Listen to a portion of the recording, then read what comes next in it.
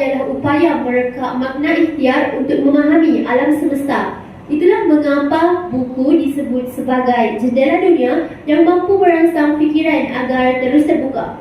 Assalamualaikum warahmatullahi ta'ala wabarakatuh. Salam memartabatkan budaya membaca. Bunga melur dalam jambangan, di tepi kolam menjadi hiasan. Kusyuk tabantun buat renungan, semarak dilam empunya wawasan. Bak kata Melayu, tak kenal maka tak cinta. Jadi izinkan saya memperkenalkan diri. Nama diberi Siti Nur Iliana Kristina binti Muhammad, seorang pelajar tingkatan 5 2022 dan menuntut ilmu di SMK Kabungan 2. Bab kata Buya Hamka, membaca bererti memberi makanan kepada rohani. Kata Joseph Edison pula, membaca adalah alat paling dasar bagi meraih kehidupan sempurna. Ungkapan yang menarik dan menakjubkan dari dua tokoh hebat berkaitan membaca ini telah memberi motivasi dan menyuntik semangat saya untuk membudayakan dan mempraktikkan lagi amalan membaca. 5 bahan bacaan yang menjadi kegemaran saya. Pertama, tulang-tulang berserakan. Kedua, bidadari tersalah syurga. Ketiga, juara. Keempat, Ibnu Battuta pengembara ulum Islam. Dan kelima, warka kasih untuk Maryam. Tulang-tulang berserakan, sebuah karya agung yang dikarang sepenuhnya oleh seorang sastrawan negara, iaitu Usman Awang. Buku ini mempunyai 290 muka surat di dalamnya yang diterbitkan di UA Enterprises Sendirian Berhad, yang juga merupakan cetakan pertama edisi khas sastrawan negara pada tahun 2008. Kategori buku ini adalah kategori yang menyifatkan sebagai sebuah novel anti penjajahan yang menanam semangat patriotisme dan nilai keamanan yang menjadi inti kepada rukun manusia sejagat. Novel ini juga merupakan antara novel yang disarankan oleh khalayak sastrawan negara, penerbit dan penulis, sekaligus wajar dijadikan novel yang wajib dibaca. Novel ini bermula dengan peristiwa sejarah hitam yang telah melanda tanah Melayu pada bulan Jun 1948 yang telah menyebabkan perkembangan politik di antara pelbagai fahaman yang seterusnya membawa kepada pengisytiharan darurat seluruh negara. Ekoran daripada pengisytiharan ini, pemerintahan Inggeris telah mengambil kesempatan untuk terus menekan pemimpin-pemimpin politik yang progresif kerana beranggapan bahawa mereka membahayakan pemerintahannya. Tuntasnya, saya dapat simpulkan di sini bahawa pemikiran dalam novel tulang-tulang berserakan ini ialah kemerdekaan adalah sebuah harga diri yang cukup mahal. Penjajahan dalam bentuk apa jua tidak akan memberi makna kepada bangsa dan rakyat yang terjajah. Lebih-lebih lagi, novel ini meniup semangat kekitaan, perpaduan atau integrasi kaum yang terawal dihasilkan oleh pengarang pada 19 Februari 1962 yang sangat kukuh ciri-ciri sastra ataupun novel yang pada hari ini kita kenal sebagai pasca kolonial. Melalui penggunaan bahasa yang indah, terpancar citra pemikiran pengarang yang membawa 1000 makna yang cukup bererti untuk dihayati dan direnungi. Buku kedua yang menjadi kegemaran saya ialah Bidadari Tersalah Syurga karya Nurliana binti Muhammad Farouk atau lebih dikenali sebagai Liana Farouk. Buku yang setebal 184 muka surat ini merupakan sebuah nukilan hati seorang wanita. Menjadi bidadari itu dambaan semua wanita dan memiliki bidadari sebagai penunjuk hati adalah impian setiap lelaki. Menjadi dan memiliki itu memerlukan usaha dan pengorbanan. Maka benarlah lelaki akan diuji dengan wanita dan wanita akan diuji dengan hati. Sungguh manusia itu berubah kerana dua perkara. Pertama, di saat hatinya terluka. Kedua, di saat mintanya terbuka. Tiap dari kita impikan menjadi bidadari syurga. Namun syurga mana yang kita pilih? Syurga dunia atau syurga abadi? Pilihan di tangan, teruskan berjalan.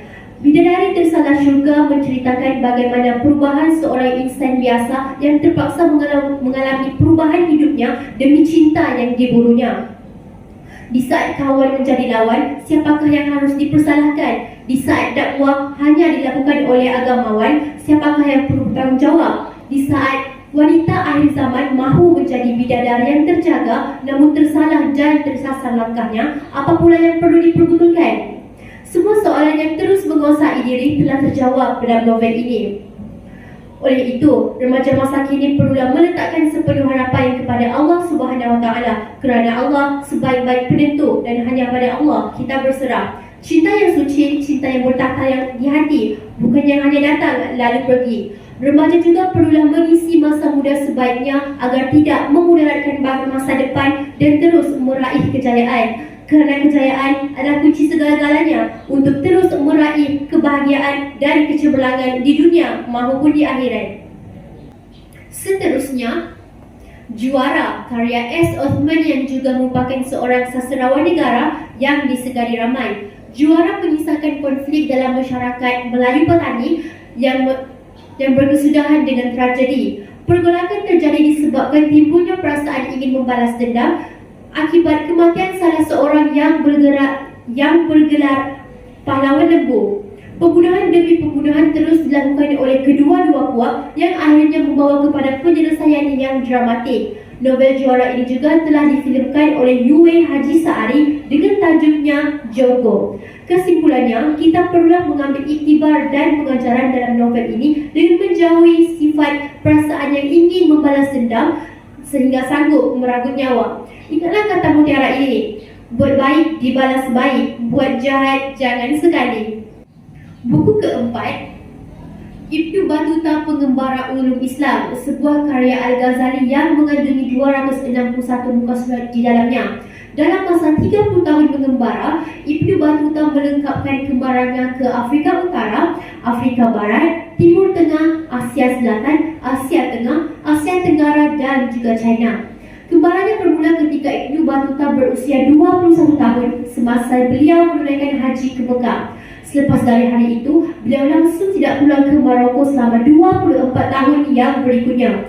Inilah novel yang menceritakan dengan ringkas bagaimana kembara Ibnu Battuta akhirnya melahirkan rihlah yang menjadi kajian di seluruh dunia.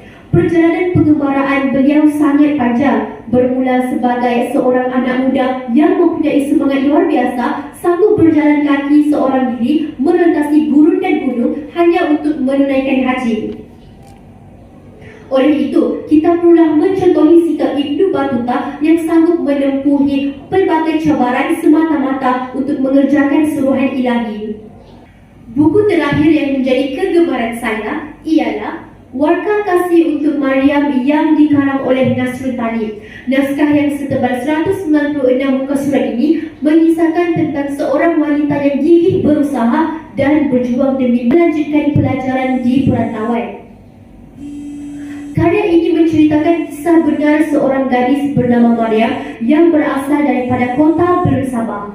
Dia merupakan seorang penuntut ilmu yang sering dihujani derita dan ujian. Bermula pengembaraan Maryam mencari ilmu di University Sains Islam Malaysia sehinggalah berjaya menyambung pengajian ke Australia. Dia bertekad untuk menggapai impiannya walaupun hampir tersungkur di tengah jalan. Oleh itu, kita haruslah sewajarnya mengambil contoh dalam kisah Maryam untuk terus menuntut dan menimba ilmu walau apa jua cabaran yang kita tempuhi. Itu sahaja serba sedikit 5 bahan bacaan yang menjadi kegemaran saya. Sebelum mengundur diri, terimalah kata ini. Buku adalah gedung ilmu, membaca adalah kuncinya. Membaca jangan pernah jemu, kerana nadi itu amalan membaca. Saya Siti Nur Iliana Kristina binti Muhammad mewakili SMK Kabungan 2 mengundur diri. Sekian, terima kasih.